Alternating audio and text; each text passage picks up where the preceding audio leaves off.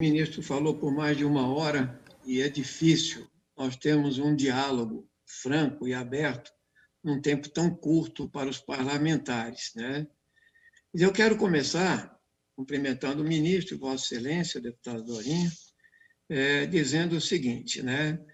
O ministro começou a fala dele falando que a gente tem que proteger a boa política, né? Eu quero começar com 2 perguntas, ministro, né? A primeira é o seguinte: a portaria do Plex, em que o senhor também assinou, né, que concede aposentadoria acima do teto para alguns milhares de servidores, entre os quais a cúpula militar do governo e o próprio presidente da República, com salários que vão até R$ 63 mil, é uma boa política? Essa é a primeira pergunta, né?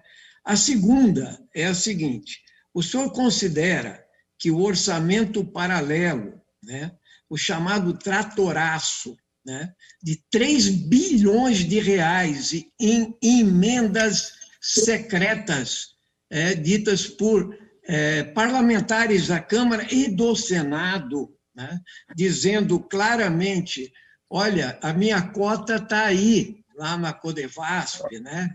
A cota, ou então eu fui contemplado com tal cota. Isso não é emendas de parlamentares, não é emendas de bancadas, isso são emendas de relator que se transformaram na emenda para beneficiar aqueles que votam com o governo. Isso, para mim, é corrupção, é cooptação, é toma lá da cá. Então, eu pergunto se Vossa Excelência considera isso uma boa política, tá?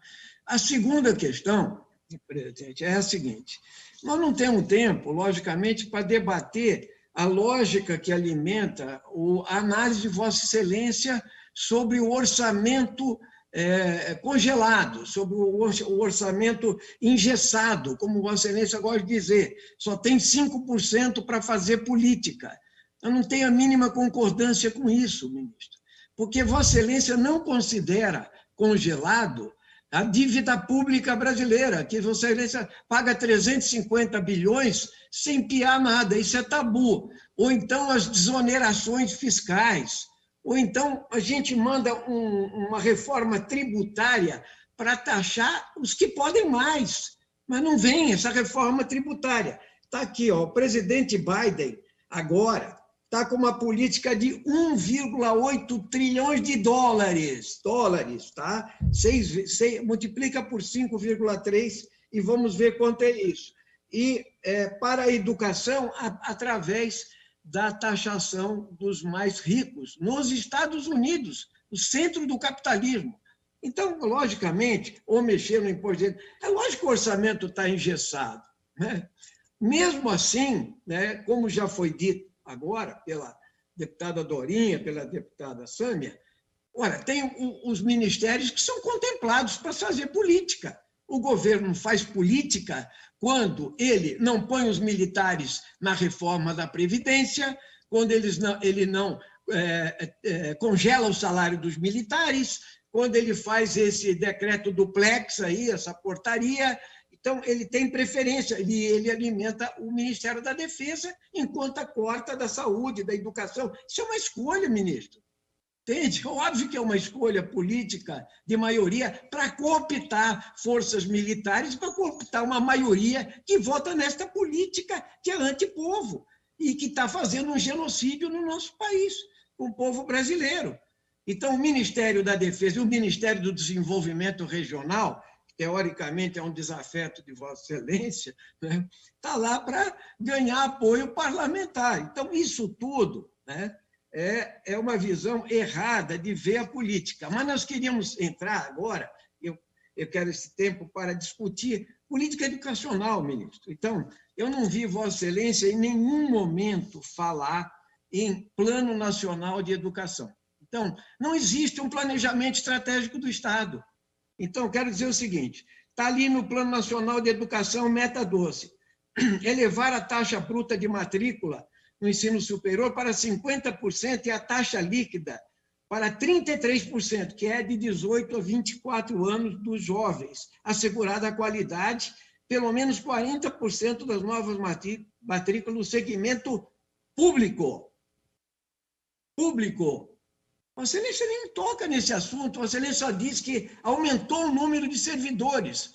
Mas é lógico que aumentou o número de servidores. Quero pegar e conversei com todos os reitores das universidades de São Paulo, UFSCar, Federal do ABC, Unifesp. Quero dar um exemplo aqui. Por exemplo, na Federal do ABC, o número de alunos de 2013 a 2021, ministro, ela foi um aumento de 78% de alunos. E o custeio, nesse período, caiu 32%.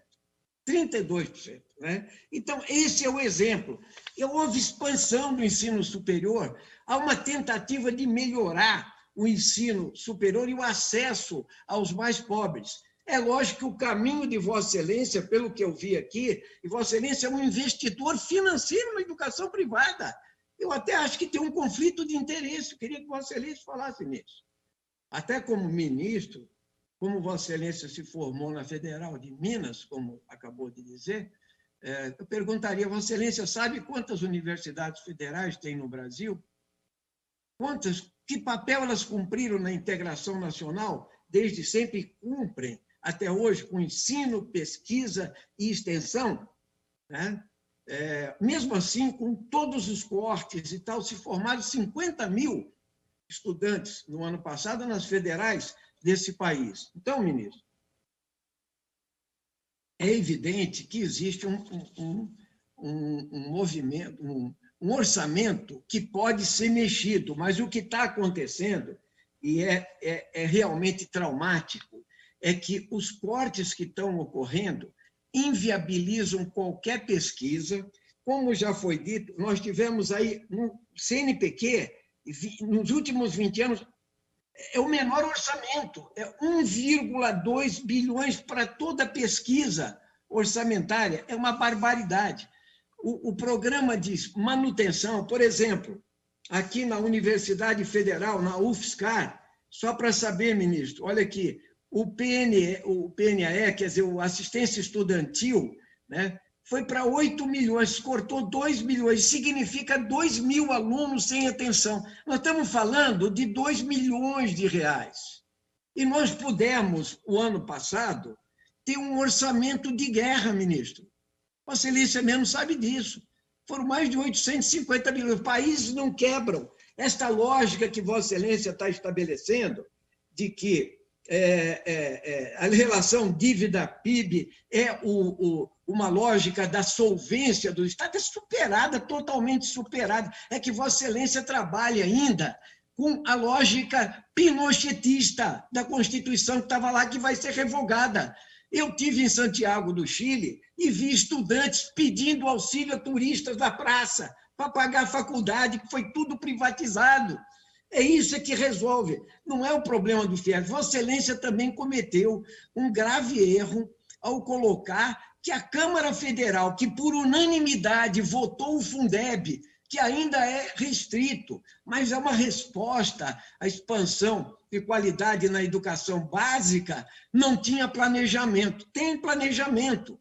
O que não tem planejamento é o Estado brasileiro querer atender apenas ao capital financeiro. Então, em nome das universidades públicas que estão fechando porque não tem mais verba para limpeza, para luz elétrica, tem universidades que, aqui, por exemplo, a Universidade Federal de São Paulo, para tudo, em setembro, outubro, todas as universidades estão falando isso, ou seja, não há recursos para as universidades com as verbas de custeio mínimo básico, segurança, limpeza, luz elétrica, higiene, não tem, ministro. E aí nós estamos falando de alguns milhares, enquanto se paga bilhões, entende? E se dá prioridade para outras áreas. Então, vir aqui na Comissão de Educação, me parece que é a gente trabalhar com a ideia que nós temos que socorrer as universidades.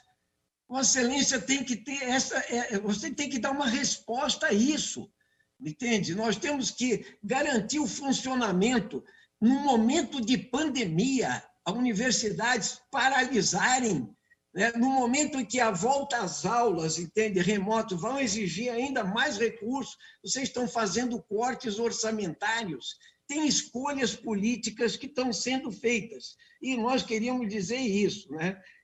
Na verdade, as universidades sofreram cortes brutais, que, inclusive, significaram não cumprir até regras fundamentais que vocês prezam, como a regra de ouro, além dos vetos. Então, nós estamos falando aqui de um congelamento com os vetos e um corte junto de 32% das verbas das universidades públicas, ministro. A saída não é pelo privado, isso é exclusão social, isso é degradação, isso é não ter projeto de nação, ministro. Me responda isso e me responda também se as boas práticas que Vossa Excelência defende são aquelas que eu citei no começo.